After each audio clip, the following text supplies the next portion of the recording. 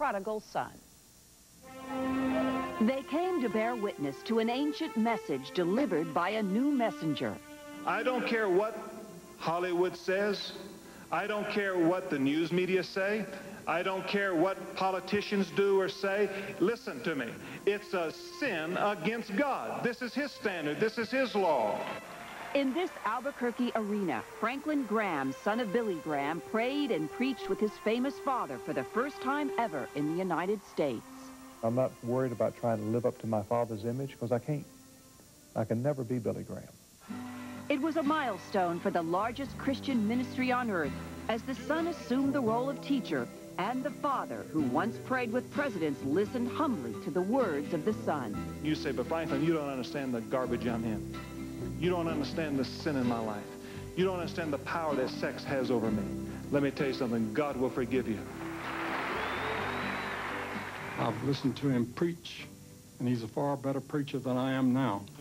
You might think it's been an easy passage for Franklin Graham, that he was destined to walk in his daddy's footsteps. Not so. By his own admission, he was once a rebel.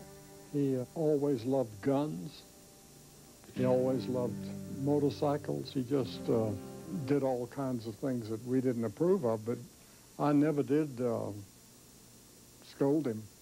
I figured the Lord would direct him, and that sometime he would come back. Like the prodigal son, Franklin not only returned, he took charge of a Christian group called Samaritan's Purse, which funnels money, food, and medical supplies into the world's hotspots. In Somalia, we were there shortly after the Marines went in. We opened up a clinic. We had mobile clinics. On many occasions, we had bullets actually come through the windows. But it's at rallies closer to home where it becomes clear that Billy's son is a rising star. I want you to get up out of your seat wherever you are, make your way to an aisle and come stand here. This is serious business. He is like the best preacher. I think it's awesome to see like so many people go forward when he gives the invitation. He's just a really good man of God. For Billy, the Albuquerque crusade was bittersweet.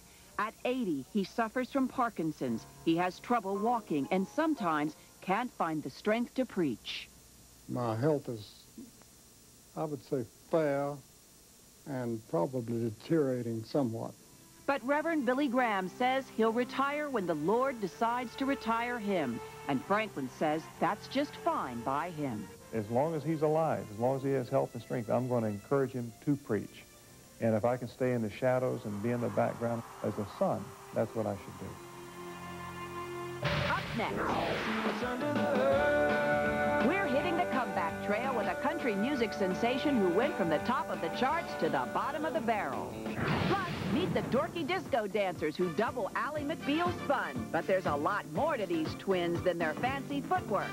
They're next.